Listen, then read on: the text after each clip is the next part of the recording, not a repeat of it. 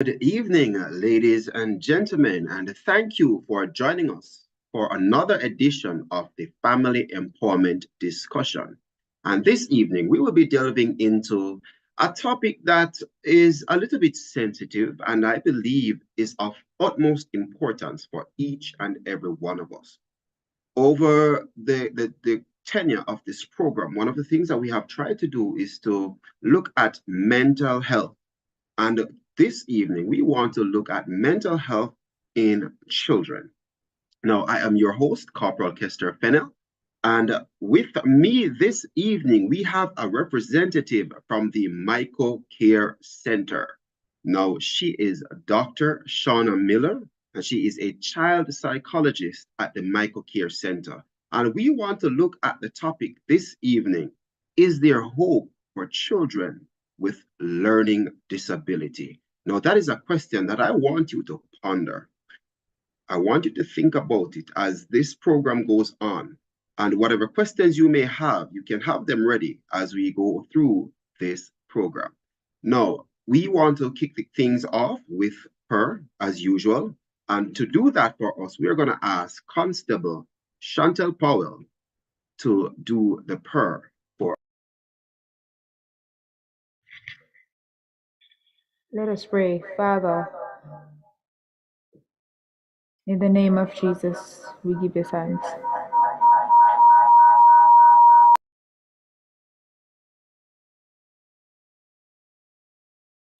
Thank you for your grace and for your mercies. Thank you for always looking out for us. Thank you for loving us beyond our wildest imagination. As we gather for this meeting this evening, I pray in the name of Jesus that your presence will be with us. I pray that this discussion, mighty God, will not go in vain, but parents and teachers and other stakeholders who are present here, policemen and women, will learn strategies how to deal with mental health in children. And we are declaring over this platform that there is in fact hope for our children who are struggling with mental health. I pray, Spirit of the living God, that your presence will be on this platform with us. I pray the discussion will go, mighty God, in a way that will be fruitful and productive for all who are here. Have your way in this meeting. In Jesus' name I pray. Amen.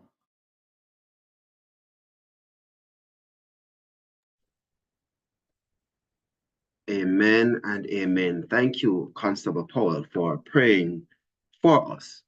And I want to say a big welcome to each and everyone who are joining us this evening. We have persons from various communities across St. Catherine and other parishes.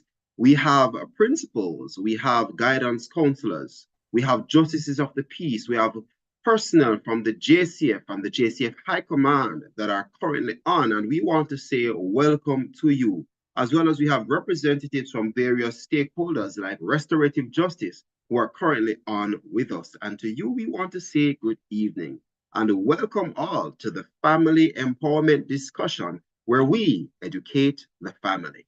Now, to get into our discussion, we have Dr. Shauna Miller. And if you are looking, you will see her on our screen. Dr. Miller?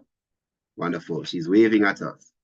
All right. So, Dr. Miller, just for the purpose of edifying our audience, we would like for you to just open your mic, go ahead and tell us a little bit about yourself. About myself. So I'm a school psychologist, which I was trained in the States, and they have school psychologists there, which is really like a child psychologist that does primarily works in the schools, learning to treat children who have various behavioral, social, academic needs, learning to identify and figure out interventions for them. So that's my training. I work at Mico Care, of course. I'm a care representative in Mico Care as a psychologist, and I primarily do assessments with students, kind of looking mostly at, cognitive and behavioral concerns. Is that? Right. Thank you so much, Dr. Miller. So without a doubt, you are certainly more than qualified to speak on this topic for us this evening. All right, so let me ask you, do you have like a presentation that you want to do before we go into the discussion, or you just want us to delve right into the discussion? I'll just, yeah, I didn't, no, I was thinking it was more of a kind of a discussion. I'll answer any questions you guys have. Yeah, we'll kind of go that way. Not a problem. All right, so let's just get into things. Can you give us an overview of what the Mico Care Centre does? Sure, absolutely. So the Care Centre, which actually stands for, I hope I get this right, Child Assessment and Research and Education Centre, has been around for over 40 years. It was started, so the idea came about somewhere in the 70s as a joint project between the college, Mico College, of course, and with the Norwegian government. And they really wanted to kind of promote special education, promote kind of help for students who have special needs. So there was the training that happens at Mico College for teachers to, do interventions for children with special needs. And then the center was there formed really to do assessments, identify needs, promote interventions, have a multidisciplinary approach. So that was a foundation. Right now, we primarily do assessments. So we help to identify children who have challenges in school. So if there are children in school who have various problems, right, we help to identify what is the nature of the problem through assessments. We provide some intervention. And as I said before, we take a multidisciplinary approach, meaning so we have psychologists like myself who help to do the assessments. We have social workers, we have special educators, we have a nurse, and we currently have a speech therapist, which is very, very needed because there are a number of children with speech and language problems. So we have a multidisciplinary approach to kind of figuring out what the needs of the children are. All right, thank you. That sounds good. And I like the fact that you say you take a multidisciplinary approach to looking at the issues in children, because I think that one of the things we lack here in Jamaica, especially within our education system, are enough persons who are able to treat special needs children. And I think, because of that, the children lose the benefit that could come from having those persons around. And so, it is important to know that you guys take a multi-dimensional look at things. And so who are the primary beneficiaries of the services provided by Mico Care? So we are a child assessment center. So we work with children, all children across the country, any child from any community, really, is open to our services. We have a branch in St. Anne, we have a branch in Mandeville, and of course, Kingston. So we see children from across the country. Anyone from, I should say from 4, actually. So younger kids, not quite yet, but from ages 4 up to 18, we'll see, yeah, all children. Okay, thank you. So from ages 4 to 18. Yep. Okay, so that means then that we are taking them from the kinder level. So yes.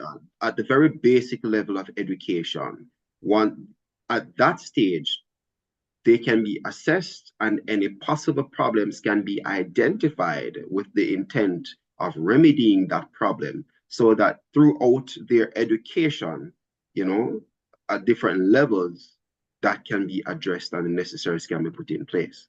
Yeah, right? I would say my personal philosophy, and I mean, I think the philosophy for honestly any clinician, is the earlier that you can identify any concern, the earlier you start to intervene in any kind of issues, the better it's off for the child. So you really want to, is there any concern that might be happening really early on? You want to see, is there a deeper issue that we should be addressing? And really, the earlier start intervention is the better it's off for a child. Wonderful, wonderful. And I do agree with that concept too. I want to take the time to acknowledge our commanding officer, Superintendent Hopton Nicholson, who has now joined us on the platform. So I want to say a good evening to you and welcome, Superintendent Nicholson. Blessings, I'm here. Thanks for having me. I'm just here, up trying to multitask as usual. I'm thankful that I'm here. Got you, Superintendent. All right, thank you for joining us. And ladies and gentlemen, I want to tell you that you can join in this discussion if you so wish. If you have a question, you can use the raise hand feature that is there on the platform, or you can type your question in the chat and we will address those questions. All right, so you can feel free to delve into this discussion at any time by using the raise hand feature. Right, so Dr. Miller, can you tell us what are some of the learning disabilities or challenges that we see in children today? Sure. I think, so for, let me take it from this direction. When we have a child that comes to us at the center, or if you have a teacher that recommends an assessment for a child, it's usually because they're seeing some concern that maybe they're not completing their work, maybe they're distracted, maybe they're having problems with reading, writing, or math, right? So any of the academic concerns. And the goal for an assessment is to try to figure out, because it may be that they have a reading problem, but it may be some other issue that is behind it. So that's the whole goal of an assessment. That's why we have a multidisciplinary team. We do a number of different measures because we really want to try to figure out what is the cause for the lack of performance, because there could be many. If I want to stick to learning challenges, so let's say the cause, because it could be behavioral or emotional challenges that's behind it. It could be family issues. But if we want to stick to, let's say that there's a learning issue, it could be that there might be an intellectual problem, meaning that they have problems with general reasoning, general learning, which would affect their schoolwork, but it would affect a number of different areas. So maybe a child just had difficulty, just like we have some children who are very, very quick at learning and, you know, very, very, very, then we can have on the other side of it, children who take a long time to learn concepts, need a lot of repetition. So it could be just a general cognitive problem. It could be that a child, and we see this a lot of times, that children are good reasoning, they have good reasoning skills, but for some reason they have difficulty with actually learning how to read. We call that a learning, that's what we would call a learning disability. So they might have a specific learning disability in reading or in writing or in math. So they might be good at math, have no problems. They're good in their orals, right? They talk, they reason just like any other child. But when it comes on to the reading, they're just having difficulty. They can't seem to quite get it. So that's what we would call a specific learning disability, which is different from having general reasoning concerns. So those are the primary learning challenges. Other ones that we often see at the center, I will say though, related to that would be ADHD, right? So having problems with attention deficits. So that's really more of a behavioral almost concern. So it's children who have problems with self-regulation, and so they have trouble focusing and getting themselves to complete tasks. Of course, that's going to affect their learning. So it may be that they actually, even though they have poor grades, it might be that it's because of their inattention or their inability to concentrate or their inability to complete work for other reasons why they're having problems with schoolwork. So ADHD is a common diagnosis, I would say, for children as well. Or, you know, we might have on a less common, but certainly present is something like autism. Yeah, so those, I would say those are main ones. We have intellectual problems, we have specific learning disabilities, we might have ADHD, and we do see a fair number of children with autism, which again would affect learning, even though that's a more broader disability rather than learning, but it certainly affects learning as well. All right, thank you. There is one though that I didn't hear you mention, and I'm happy that you know, in a nutshell kind of explained, especially ADHD. And one of the things that I recognize is that most times in schools, because from here at our office, we work with a whole lot of schools, from basic schools all the way up to high schools. Mm-hmm. And usually we have to do interventions whenever it is that children exhibit behavioral problems. Mm-hmm. And in many of those cases, those students are really non-performing students. Mm-hmm. And so the question then is, or rather, I'm positing then, based on what you have indicated, is that a lot of those challenges that the teachers are having in the classroom with these students may be directly related to some learning disability, some cognitive issue. Yeah, there's certainly there's a strong association with learning problems and behavioral challenges. So right. No, and immediately art. So you may have children who really, like I said, have intellectual problems or have a specific learning disability. So they have, for some reason or the other, are having problems with learning. Now you'd imagine, and I say this to parents all the time, particularly when you reach like grade 3 and grade 4, these are children who have been struggling in school always, right? And none of us want to be in a position where we are struggling day after day in a situation where we're struggling to get what everybody else thinks to get. And then you might start to see behavioral problems because nobody wants to feel like they can't do anything. So they might start to act out, etc. So especially as they get older and they're continuing to have learning challenges. So if they primarily have learning challenges, they might begin to have behavioral problems because of the discomfort of being in a setting where you feel like you can't do anything. So that's definitely one. On the other hand, it could be that the behavioral problems cause the learning problems. So just like I said with ADHD, you have children who for some reason or the other, right? This is very brain-based, for some reason are just more impulsive and have problems with self-regulation. And so even though their learning potential is okay, they're still all over the place and they might get into trouble all the time. And then you start to see other behavioral problems, especially if it's not addressed early on. Early intervention is always good. So if it's not addressed early on and these children are very impulsive and have problems with self-regulation, they might get into more and more trouble and it affects their learning because they're not paying attention, etc. Okay, understood. I want to ask you though, have we seen any cases of dyslexia? So dyslexia, so that's just dyslexia is really just that same term of a learning disability in reading. Some people call it dyslexia. Just like a specific learning disability in math might be called dyscalculia, or a specific learning disability in writing might be called dysgraphia.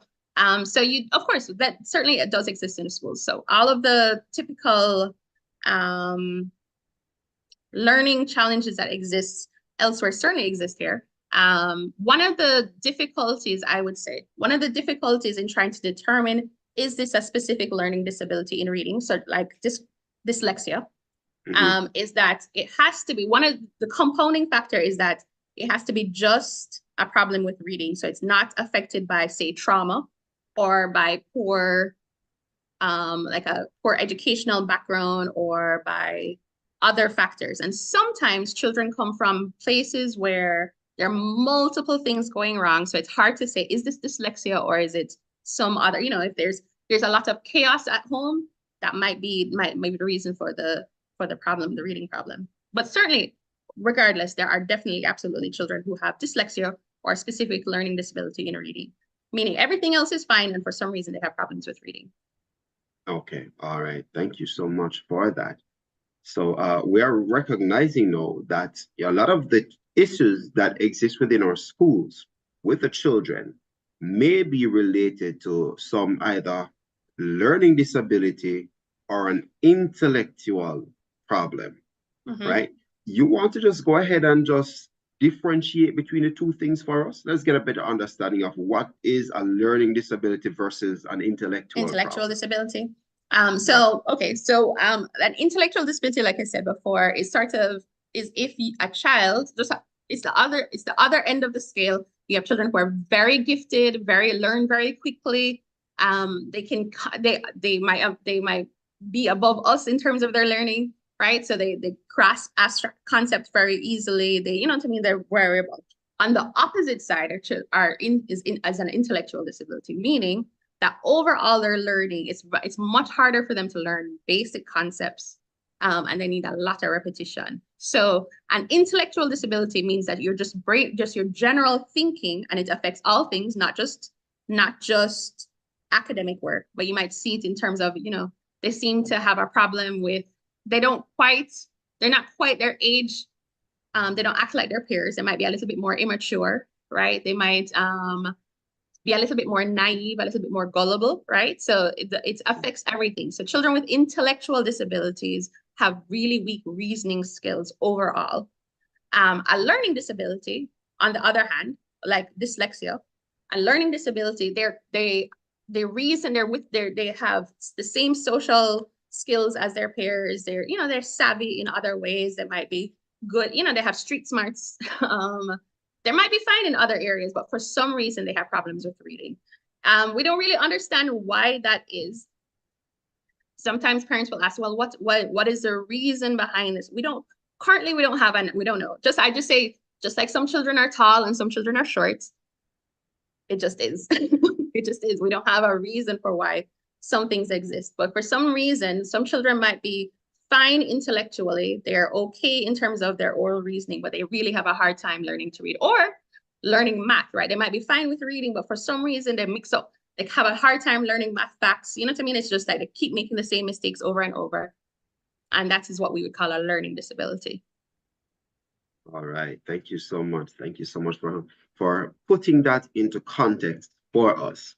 All right. I see Hopton SP Nicholson's hand being raised, but just before you, Sir Nicholson, there was a question in the chat from a Shellyan Dillion Burrell.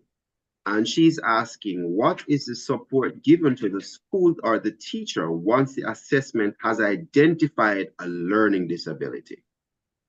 So I think that one's for you, Doctor. Yeah, absolutely. Primarily, so the primary product, so we do our work in terms of trying to figure out what is the reason for why this child is underperforming. That's really what it is. What is the reason? Is it a learning disability? Is it a behavioral disability, etc., whatever it is? And looking at their profile, then we usually make a lot of recommendations through the report as to what, based on what we've seen in the assessment, what do we think is best for this child in terms of remediating the problem? So is it primarily a behavioral issue, in which case we'll make recommendations for how the school and parents need to go forward in terms of trying to create more self-regulation for this child? Or if it's a learning disability, then we'll talk in detail about what steps need to happen next. So the report usually has the information on what we think is best next. Apart from that, we also, Mico also has a lot of workshops, etc., working with schools in terms of following through with some of the strategies. But primarily the report is very individualized. So we spend a lot of time with the children trying to figure out what exactly is going on. And then we make these recommendations based on what we've seen. So the report is really the primary avenue for getting that information. Okay, thank you so much. So I do hope that your question was answered. So in other words, then, once the report is given to the school, is that where things end for Mico Care? Yes. In terms of the report and the recommendation? For that individual child, yes, absolutely. Like I said, we have many workshops that's more broadly geared towards, but for the individual child, yeah. Mm-hmm. Okay, thank you. All right, so SP Nicholson, you had your hand raised. I don't know if you want to go ahead now and make your point or ask your question. Right, thank you, Mr. The question I want to ask is a two-part. The first part has to do with, is the socialization or re-socialization of persons or children, can that solely be one of the solution to learning disability? As in, and I say it against the background because we have individuals within communities who are doesn't have the parents or the kind of guardian to assist them. However, there's a disability. Can the re-socialization process, taking that child out, be the end all solution to the problem? That's part one of the question I'm asking. Okay, so you give me part one and then part two. All right. So the reason why we do, so that's in some ways that's complicated. So like I said, we see a number of children who have learning problems. And like I said, it's hard to identify sometimes, is this a learning disability because of the multiple issues that may be going on for a child. So particularly if they come from more chaotic backgrounds, right? If there's a lot of disruption, if there's a lot of trauma in the past, that certainly affects learning. And so it can be hard to say, because that absolutely will affect learning, right? So it's hard to say, this is a learning disability, that the child may be underperforming in school, but because there's so many things going on for the child, it's hard to say that this is just a child factor. It's just because they themselves have a learning disability, because there are all these other things going on. So particularly when we have children like that, yes, you need a multiple approach in terms of trying to solve the issue. And for some of those children, because the primary reason for their underperformance is the chaotic background, I would say for some of them, yes, if there's more structure, if there's more consistency, if there is that, more parenting occurring, then yes, that can help in terms of the underperformance, because for some reason for some children, that was the primary reason for their underperformance.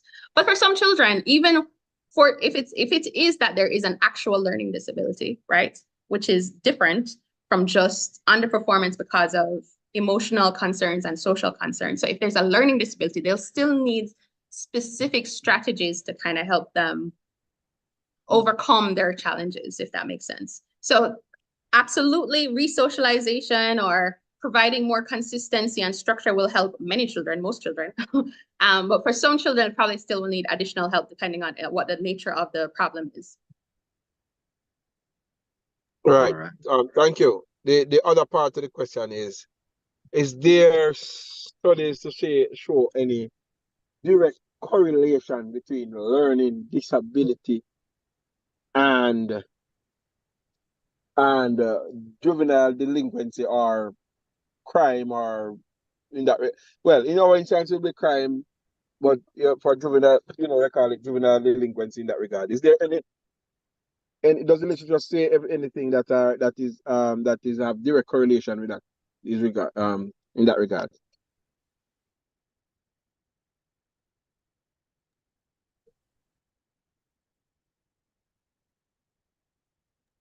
I'm so sorry, something was going on outside. All right, you were asking if there's an association between learning disabilities and an increased likelihood of crime and juvenile delinquency, right? Yes, that's the question. If there's a direct correlation, yes. I know, certainly, okay. I will say there's much more association with more behavioral disorders like ADHD for sure, ADHD, and an increased likelihood of juvenile delinquency and crime, assuredly. For learning disabilities, I don't want to say, I'm not sure, I can't say for sure if there is. I would tend to think that there is an association. It's not going to be as strong as the one for ADHD, that there probably is an increased likelihood. Okay, there's absolutely a correlation between children who have poor reading skills early on and a likelihood that they're going to end up in criminal and juvenile delinquency. Now, it's not necessarily that they might have a learning disability, but for whatever reason, there is absolutely a link between children who have reading issues early on, academic problems early on, and later problems in a number of social situations, unfortunately. And a greater likelihood to end up in the criminal system for sure. Noted. All right. Thank you so much, SP Nicholson, for those questions. And thank you, Dr. Miller, for your responses. And I think based on your response, though, one of the things that I'm picking up is that the environment that a child is raised in can cause that child to present with what appears to be learning difficulties or learning disabilities, when really and truly it's just the stress of the environment that is causing that behavior in the child. Yeah, absolutely. Okay. we definitely know that. So once again, it is emphasizing the importance and the need for us to have healthy environments for our children growing up, and especially how important it is to their education. And that is a bit of information for each and every parent to take from this program this evening. All right. Sergeant Cecil White, I see that your hand is raised. You can unmute your mic and go ahead, Sir White. Yes, thank you, Sir Fennel. Good afternoon to you.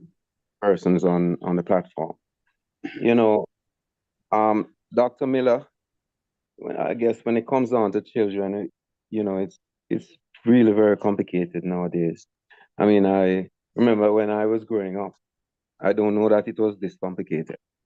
But, one of the concerns, though, that I'd like to highlight and maybe see if you can shed some light on, is that oftentimes in our layman term in Jamaica here, you hear it is said that the child is slow. I'm quite sure everybody here would have heard and familiar with that term. The child is slow.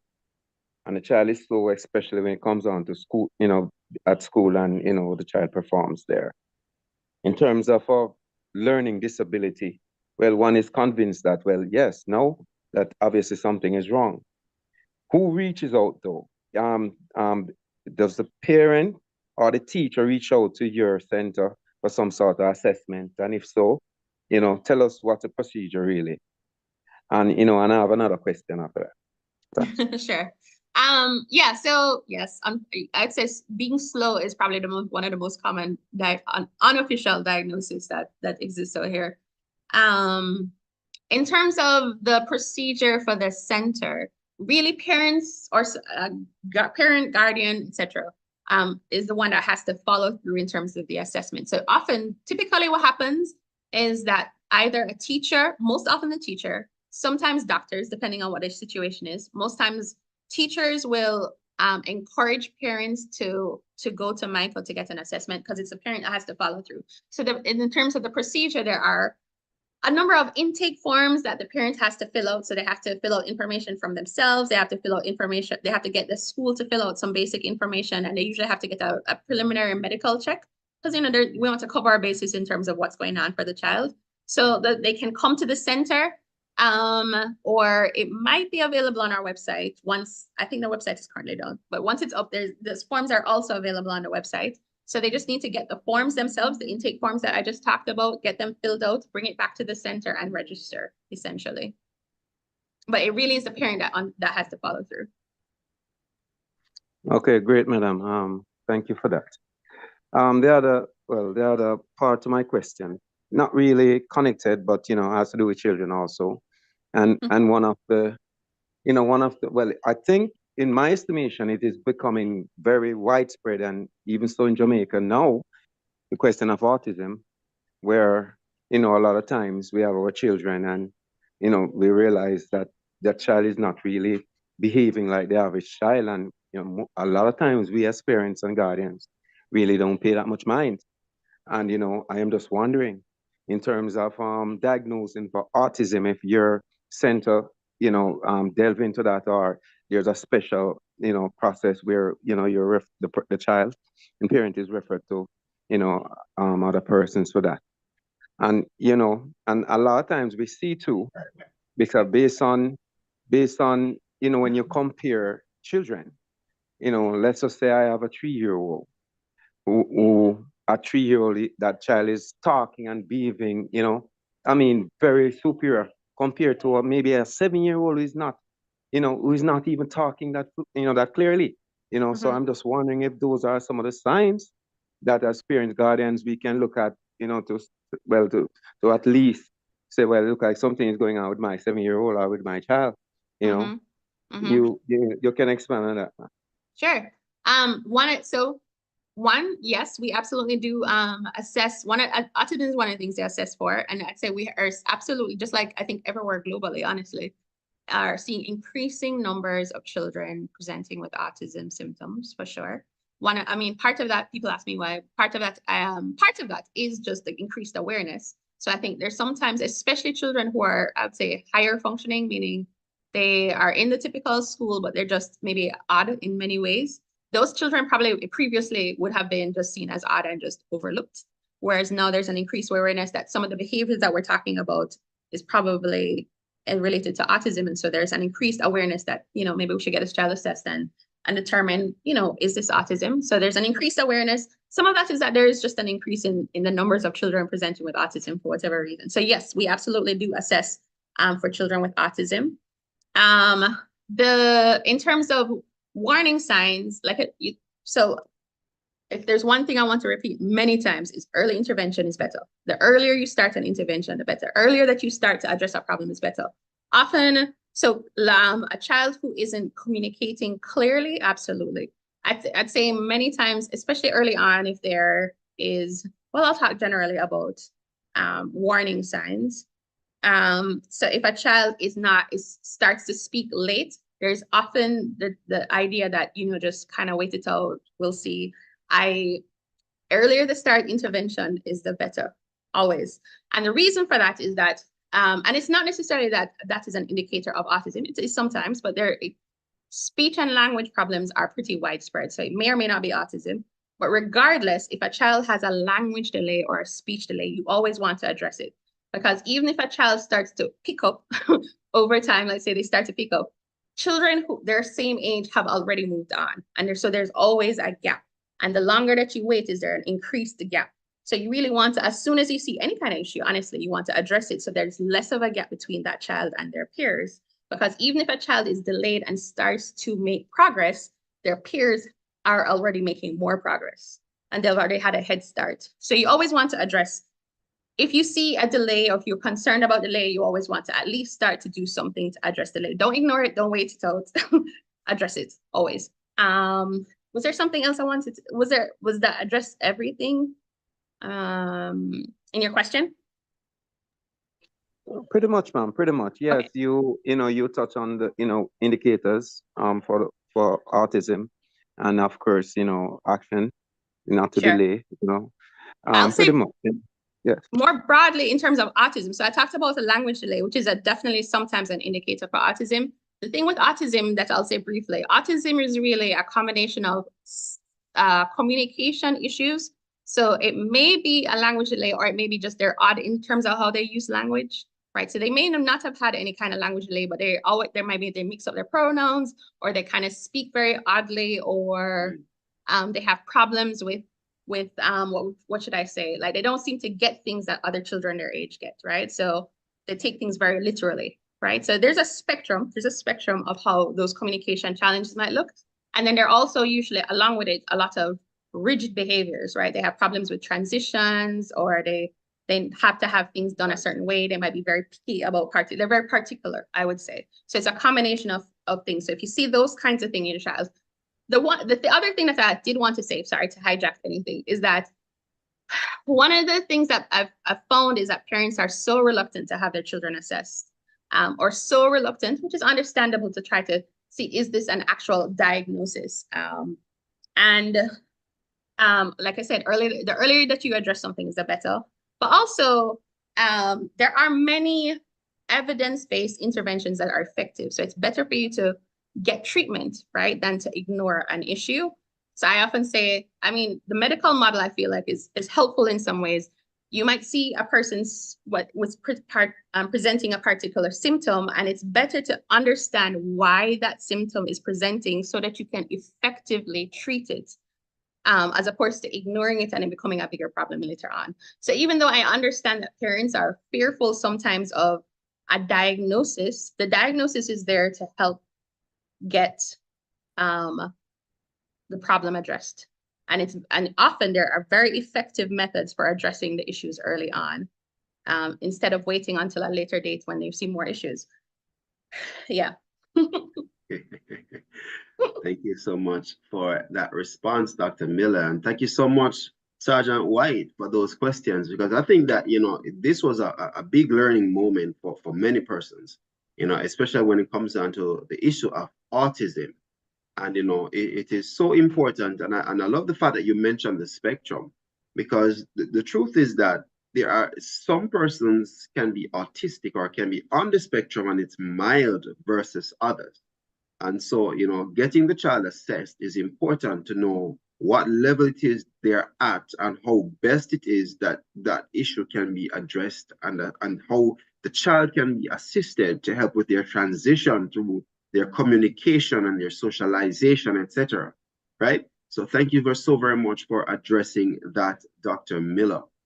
There is a question in the chat that is being asked by Professor Colin Jarrett, and it says, how are the police integrated into the process of learning disability and mental health of our children, especially in community development? And I think I want to tackle that one a little bit. And if you want to add anything to it, Dr. Miller, you can do so afterwards.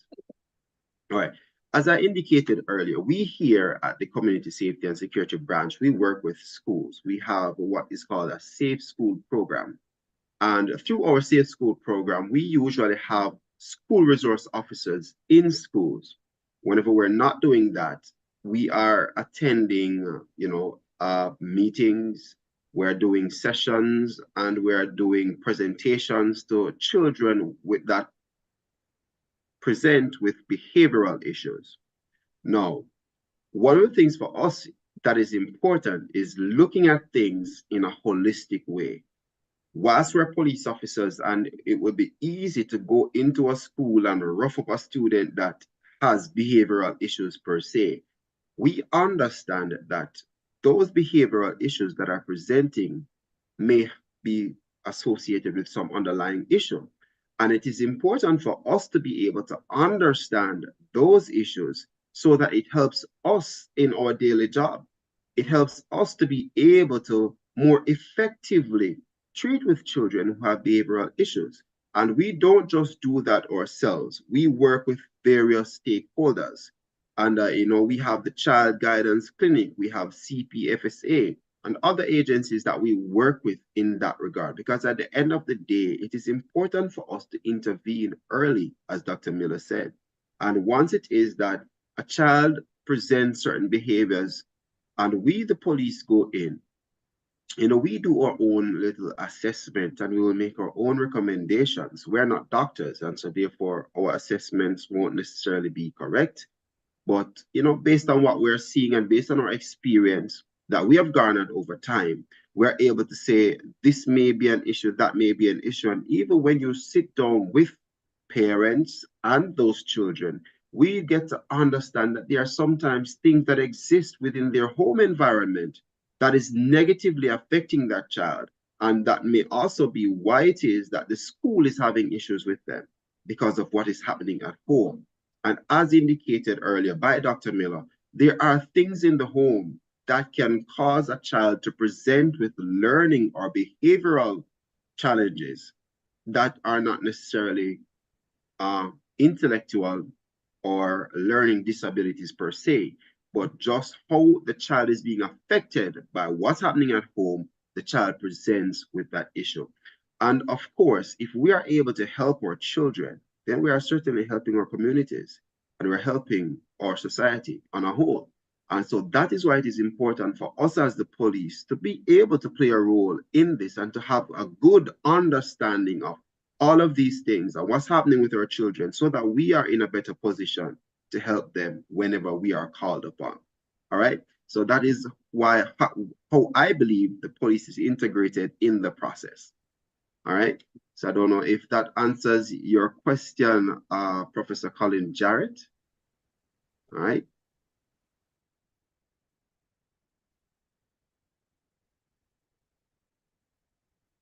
And I see Mr. Luars has his hand raised. After I ask my question, Mr. Luars will get to you. All right.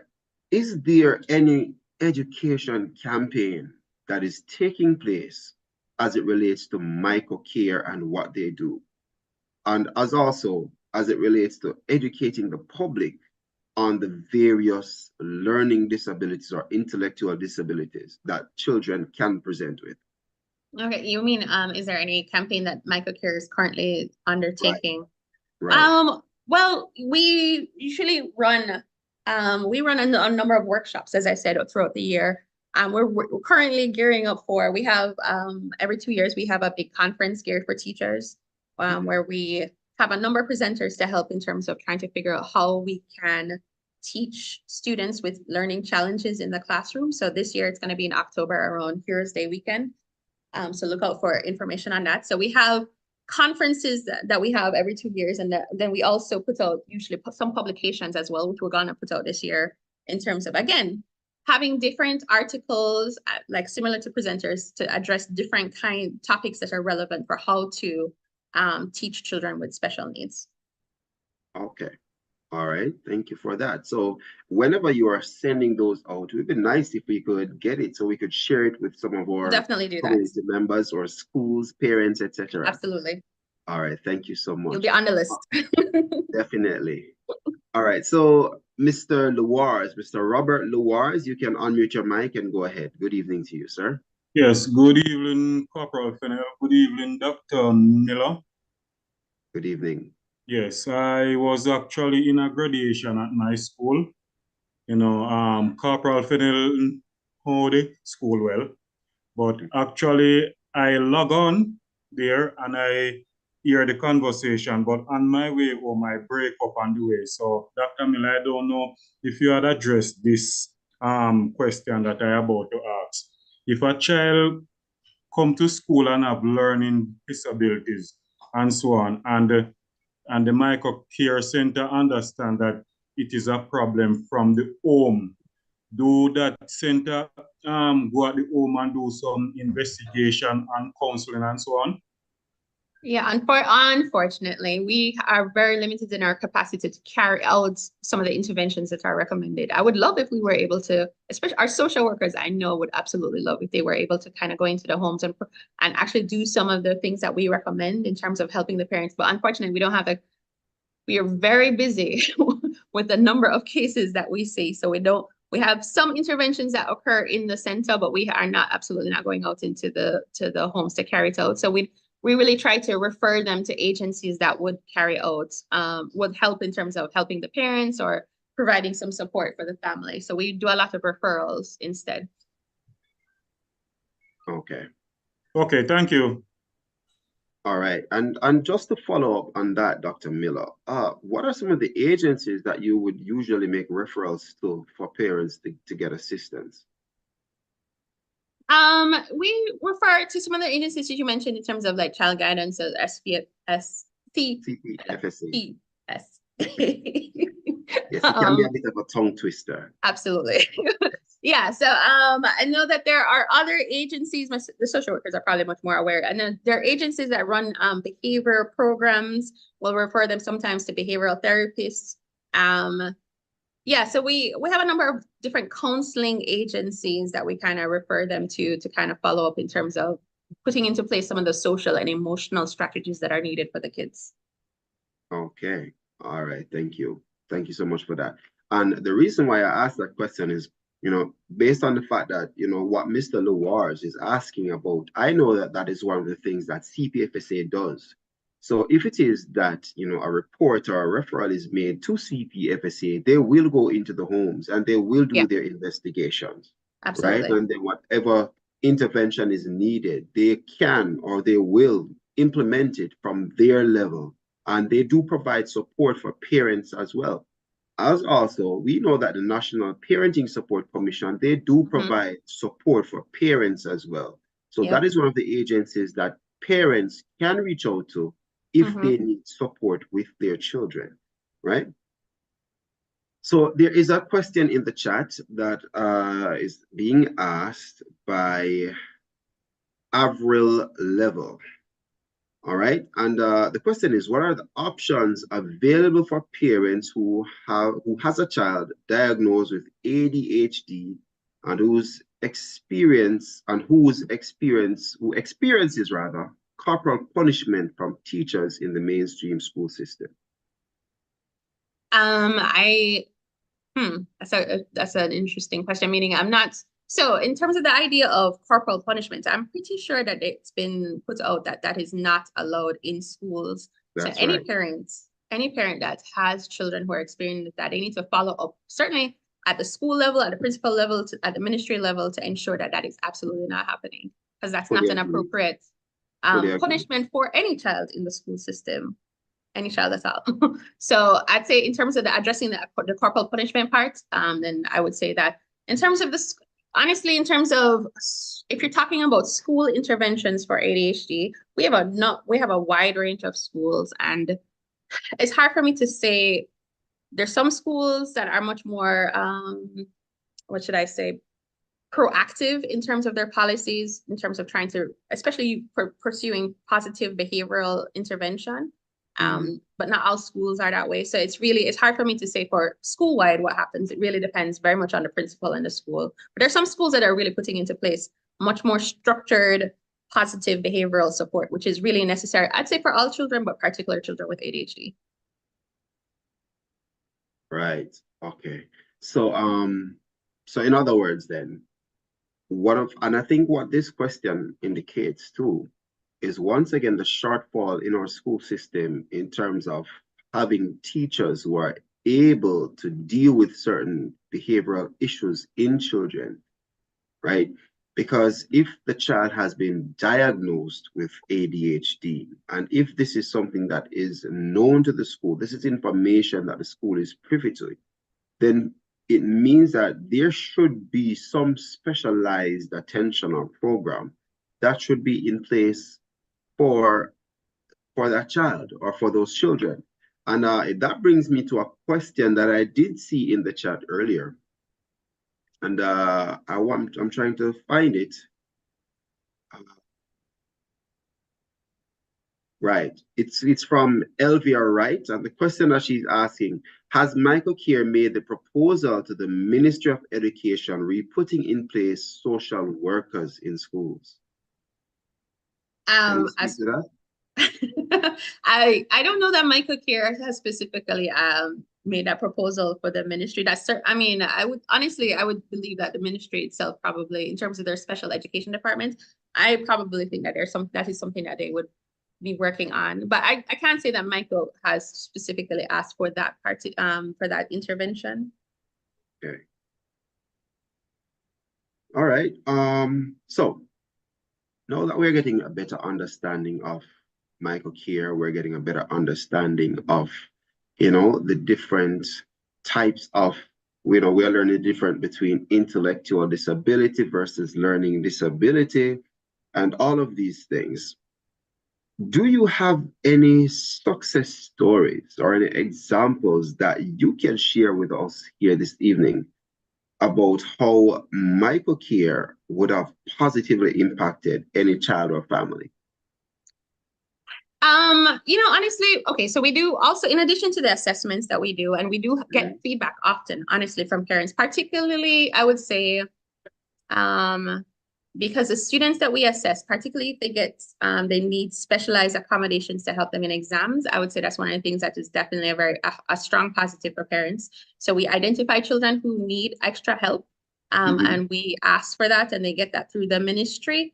And that many parents have come back and given us feedback as to how successful the children have been because they've been provided with the appropriate supports that they needed. So that's definitely one avenue of parents giving positive feedback. We also run remedial intervention programs, short-term, not long-term, short-term remedial intervention programs. So for some of the children that we assess, we invite them for maybe a term or 2 terms into the center and provide intensive remediation around reading and math and writing. And I'd say there's many children who have come back, parents who have come back, former students who have come back and talked about how meaningful that was in terms of changing the trajectory for their lives, right? So in terms of they were not doing well in school. And as I mentioned before, children are very aware. I mean, I know parents are aware, but believe me, children are very aware when they are not successful in school, and it affects them emotionally as well. So in terms of change, like being able to get the actual intervention that can change their lives, former students have come back and said how meaningful it was to have that intervention for them. All right, thank you. So, whilst you may not be able to give specific stories, based on how much you have helped persons over the years, you have gotten that kind of feedback from parents as well as from students that have been assisted by Mico Care. And that is wonderful because it's always good to know, usually it is the feedback that tells us the kind of impact that we are creating, and I was actually surprised to know that Mico Care has been in existence for over 40 years. That is a long time, and I think that we may need to do a little bit more to get it out there to the public for persons to know, because we still believe that there are still a lot of children that are getting lost in the cracks because parents are not stepping out, they are not taking that step in order to get the kind of help that their children need, and I think it's a great disservice that is being done to our children. And it also comes back to, the understanding of the parent as well. Sometimes, they see certain behaviors as just quote unquote bad behavior. They really don't understand that there are serious issues that exist that their child may be facing. And so it is important for them to be able to say, this is something that needs to be looked into on a deeper level. And as somebody indicated, they don't just turn to corporal punishment as a means of dealing with that behavior, because it's really not going to help. It's not going to help. And I think this is one of the reasons why we need social workers in our schools, because the social workers, would be able to identify certain things and then make recommendations for persons to come to Mico Care and get the assessment done, right? And so I think that, we just need to do a little bit more to educate the public about Mico Care Centre, because I believe that you're doing some great work over there.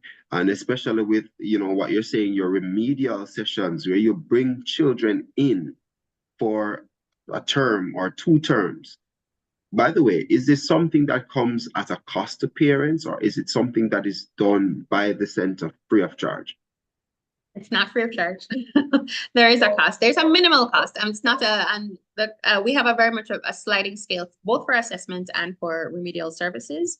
In general, I think people appreciate things that they have to pay some cost for, but it has to be a cost that's affordable. So it's not, parents and families are not locked out of the services because of cost, but there is always a cost. Okay, and that's fair. That's fair. So do you want to, tell us some of those costs, generally speaking? Because honestly, it's a sliding scale. And I'm going to say, as a clinician, I'm not always aware of what administration determines for the cost. I would say, I don't know if Mrs. Minor Williams, who's on, might be able to say it better. I want to say it's somewhere between 1,000 to 10,000 might be the range. I could be wrong, but I want to say something like that.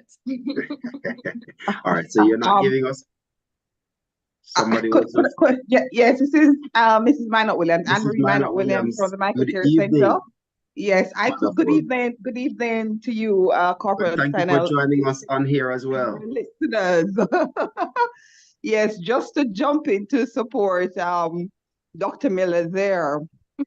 The cost currently range, I think, between $2,000 and $10,000. But as Dr. Miller underscored, nobody's locked out because of inability to pay, because we do have cases where families receive the services for free. Okay. Where a genuine case of, inability to pay is established. Right. And what about payment plans? Do you guys put payment plans in place for persons who can't pay everything up front? Well, in the case of intervention services, because that is over an extended period, as opposed to an assessment which is done on the same day. But as it relates to intervention services, yes, payment plans are facilitated. All right. Thank you so much, Mrs. Minor Williams, for jumping in to assist Dr. Miller on the cost. Thank you guys so much for being here with us this evening. All right. I see a question here from Miss Rosie T. And she's asking, how soon does a child get help once recommended? Do parents get assistance from the Ministry of Education on payment? Can you guys speak to that one? I'm not.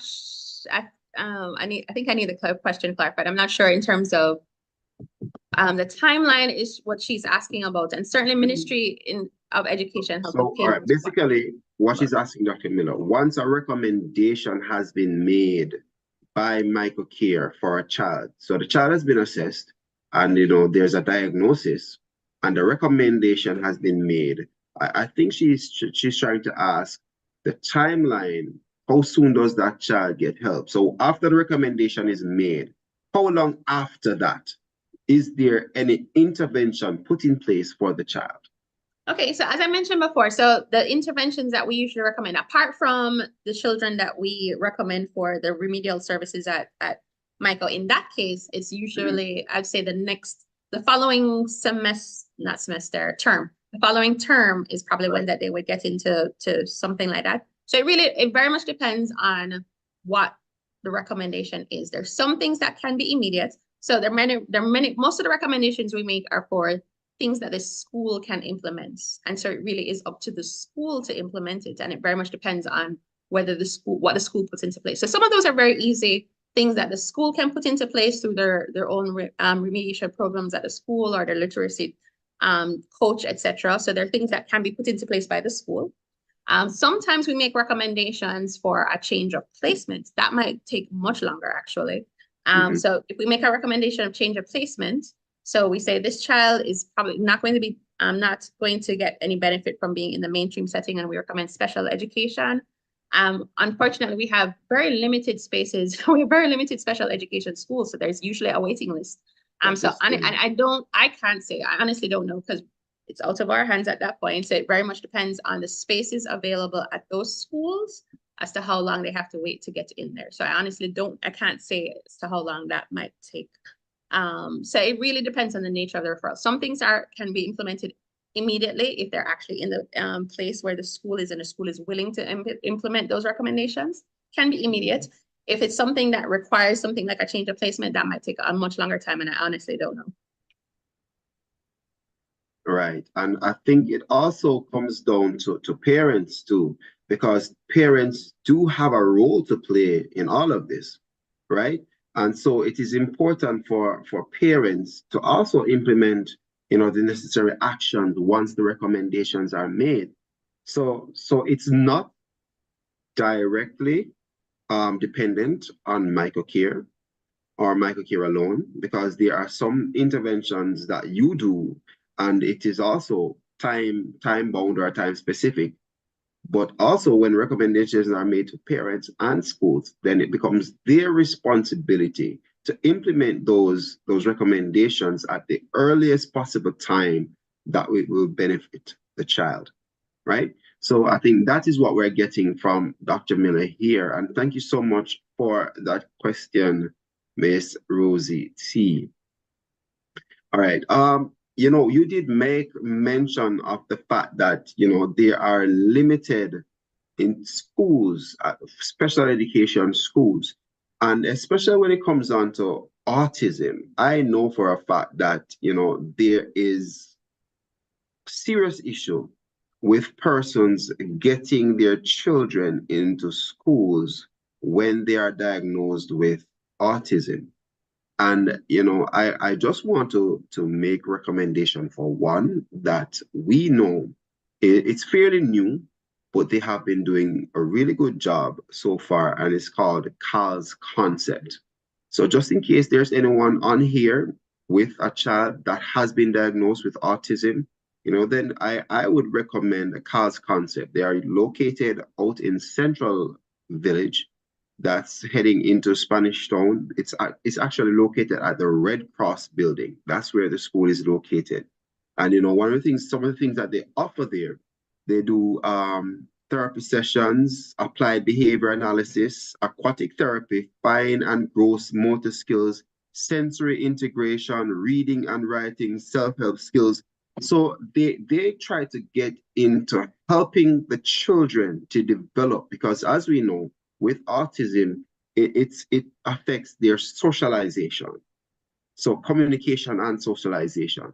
And so it is important. And so, it's a fairly new school, but we have we've met with them. We've seen some of the work that they've been doing. We've even, met some of the persons that they have been working with. And so, this is one of the schools that, I would recommend for persons if they have a child that has been diagnosed with autism. Right. So I want to just quickly jump in, although I'm really glad to hear about that, because we are always looking for spaces for intervention. Right. I want to say generally though, that not all kids have the same needs, and not all children with autism need a specialized placement. So just there are many children with autism who are fine in a general education setting, but they still need help for the things that they struggle with. It's not as if you can just leave them in a mainstream class and ignore their needs, because they actually have special needs. So you do need to meet the needs that they have, but they are fine in a general education setting. So not all the children that we see, even if they have a diagnosis of ADHD or autism or something else, need to be in a special school. Okay, that is noted. That is noted. Thank you so much. All right, so I'm seeing Elvia right in the chat is saying that I believe it's now time for Mico Care to spread their wings more in Jamaica. After 44, after 40 years, the time is now. Give So us the that's staff. all right. But I do want to ask something though, because in the question that Rosie T asked, she made mention about whether or not the Ministry of Education assists with payments. Is there any collaboration between Mico Care and the Ministry of Education as it relates to children with special needs or with learning or intellectual disabilities? So I don't know how to characterize our relationship. Of course, we collaborate. Meaning that, I mean, the children we see, ministry is ultimately in charge of school placements for children, for school kids in school in Jamaica, right? Unless you're seeking a private placement. So much of the time, based on our recommendations, we'll send them to the ministry to follow up in terms of what actually happens next, because they have authority over the actual schools in the country. We don't. They have authority. So we make a lot of recommendations that is carried out by the ministry, depending on what we're talking about. So recommendations for different placements, different schooling, etc. They're the ones that will follow. Or like I said, in terms of accommodations, right? So children recognize that in exam situations, they have particular needs. It's the ministry who makes those decisions. We'll make the recommendations to the ministry. They're the ones that follow up with that. So in terms of that, there is that sense of collaboration, meaning that we're working together to try to figure out what the needs are. We'll identify them, and the ministry is the one that carries them out. The payment thing, I wasn't sure. They do assist in payment. So they assist in placement. So if children need a special education setting, again, the ministry is the one that will follow through with that. So they may assist in terms of trying to help with placement for children and paying for that placement, depending if it's necessary. Okay, understood. So in other words, what you're saying is that, you will make a recommendation and to parents or to schools, and they may need to follow up with the ministry as it relates to, getting a placement into a school. So so basically, in other words, then what you're saying is that the collaboration between Mico Care and the Ministry of Education is relatively limited. Yeah, I mean, yes, probably we don't have a group meeting where we're deciding together on what happens. We make recommendations and they follow through if they agree. Yeah. That is understood. That is understood. All right. So I don't know, ladies and gentlemen, if there's anyone on this platform who has a question that they do want to ask, if they want to jump in on the discussion, you can feel free to do so by using the raise hand feature or typing your question in the chat that we can address them. And one thing I do want to mention is that this program is being live streamed on YouTube currently, and the video will be available on YouTube for persons to go back and watch. So if it is that someone was unable to join tonight, you can encourage them to go back and look at this program on YouTube. And you can do that by following our channel, which is CSS North 83. That is CSS North 83. So that is what you would search for on YouTube to get to our channel. All right, so I want to ask one more question, Dr. Miller. What hope or prospects can you offer to parents of children with learning and intellectual disabilities regarding their children's future in terms of development and their integration into society? Well, I mean, again, I want to go back to what I've been saying. The earlier that you start intervention, but the earlier you start the intervention is better, but intervention is always a good idea. Meaning that there are a number, I mean, research is always ongoing. There's so many research that has been catered to the various varieties of disabilities and challenges that children face, trying to figure out what is the things that are effective. So there is a wealth of interventions available for children with even severe challenges to try to figure out how is it that we can help move this child from here to there. And that is always possible for children. you should never accept that this is just what it is. Like for no child, like regardless of what the issue is that they're facing, there's always a way for us to move forward and to make progress, regardless of what the challenges are. And you should always try different ideas. And there are many evidence-based, meaning we've tried it, it's worked, we know it's effective. There are many evidence-based ideas for all of the things that we have talked about, for autism, for ADHD, for learning disabilities, for emotional challenges, for trauma. There are things that are effective and will help children actually make progress and be the best that they can be. And I definitely always want to emphasize that to parents when I talk to them, that there are always things that we can do to move forward for your child. All right. So in other words, there is in fact hope for children with learning and intellectual disabilities. And what it really requires from us is effort, taking the necessary steps, doing the things that we need to do to ensure that we help to secure the future for our children that we would want them to have. So it's going to take effort on our part today to help to secure their future for tomorrow, right? And I just want to ask though, as it relates to the different learning challenges and disabilities that we have been looking at so far, or that you have in your experience, that's your assessments that you have made. And one of the things that has come out is that sometimes there are things in the environment that is affecting the child. Have you ever encountered any case where probably substance abuse by the mother during pregnancy has affected the child intellectually? That's a very specific specific example. That we do know that substance abuse by the mom during pregnancy does affect intellect, particularly, and people are always somehow surprised by this, but there's a whole fetal alcohol syndrome. So alcohol use, as we know, absolutely affects cognitive functioning. I mean, and in a number of ways, we can actually see the features in child. So substance abuse, we know, absolutely affects how children develop.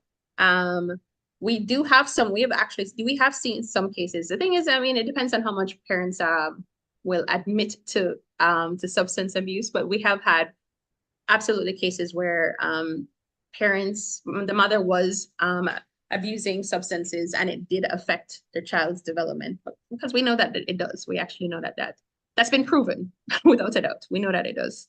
Right. So in a case like that, what help is there for that child? I mean, similar to any other, so they may have cognitive deficits because of what happened in the womb, absolutely. But similar to other children who may have intellectual disabilities for any other reason, there are ways that we can still help them to make progress using specific kinds of strategies in terms of how we teach. So even though they have these cognitive deficits, and we can't, unfortunately, make those deficits disappear, right? So we can't wave our hands and make ADHD disappear, or autism disappear, and intellectual disability disappear. They will have that, absolutely. But we can use specific kind of strategies to help them make the progress that they need to make. We need to identify what is going on, and then we use our knowledge of how to help them in terms of how we help them to move forward. So there's always help, right? But we recognize that there are these deficits that exist, just like we recognize for a child with ADHD, they may tend to be impulsive. So we need to figure out how can we help them function knowing that. Right. All right. Thank you so much, Dr. Miller, for addressing that, because, it's one of the things that, in my experience in talking to persons, as you indicated, if parents are honest, or if mothers are honest about substance abuse during pregnancy, then, it would really help to put some things into perspective as it relates to what may be affecting the child. And in my experience, I've recognized that this is something that probably has affected our children on a wider scale than we know. Because especially within some inner city communities, it is common practice for pregnant mothers to smoke and drink, just like normal, that just as they would on a normal day when they were not pregnant. And so, you know, I believe that education is absolutely important where this is concerned so that we can try to remedy that behavior. And maybe, just maybe, we'll be able to see a decrease in intellectual disabilities in our children, you know. And we're coming down to the close of our program now, and it doesn't seem as though we have any more questions that are going to be coming from any of our participants on our platform this evening. You know, so I just want to ask you, Dr. Miller, what are your final thoughts that you want to share with our participants here this evening? I just want to reinforce some of the things that we've talked about in terms of that there's definitely, absolutely. I want parents not to feel, sometimes we can feel helpless or defeated to some extent by some of the challenges that we face, and some of the challenges that our children are facing. I want to emphasize that there are a number of things that we can always do to address challenges. There really are. And so even though it may feel overwhelming at times, and we acknowledge that things can be overwhelming, but we can always try different strategies, and you should always reach out to figure out what are some of the things that are effective in addressing these social things that I'm seeing in my child, these behavioral problems I'm seeing in my child, these language issues I'm seeing in my child, whatever the issue is. And I mean, we want to look at the whole child, I mean, not just reading, right? So anything that you see that is a concern, there are things that we can actually, what should I say, be proactive about, right? Don't be passive about issues. Don't ever be passive. We can actually be intentional about trying to make our children better, regardless of what the issue is. We can be intentional. There are effective strategies out there. It's a matter of figuring out what is going on, and it's where an assessment can be helpful, or whatever way you want to try to narrow down what is going on. Always try to figure out what is happening and then be intentional about trying to treat it and try different methods, because we can make progress and our children can be better. I want to also emphasize, which I try to emphasize with parents, the importance of being accepting with our children, right? And that I want to say all of us, we all have challenges. I have challenges. We're all imperfect, right? And you always want to I do want you to be intentional and proactive in trying to help children, but I also want you to be patient and accepting of children as who they are. We have challenges, and it's not about making them perfect and not being impatient with all of the things that they have. Be accepting and loving. That's really, really, really, really, really important for our children. You don't want to be yelling like, why are you not reading? You want to just, accept that we have challenges. We all have things that we're weak at. We're going to work on it, but it's okay. All right. Thank you so much, Dr. Miller, for those words. And I want to join you in emphasizing those things. And I want to add to what you were saying. In many cases, when children have certain challenges, sometimes we can make them feel as though they are less than the average person. We cause them to feel as though they are not as good as or other children who may not have the same challenges that they have. But I want to encourage parents this afternoon, do not do that. Do not let your children who may have challenges feel as though they are less than any other child. One of the things that we can do to help with that is not compare them. Don't compare them to others.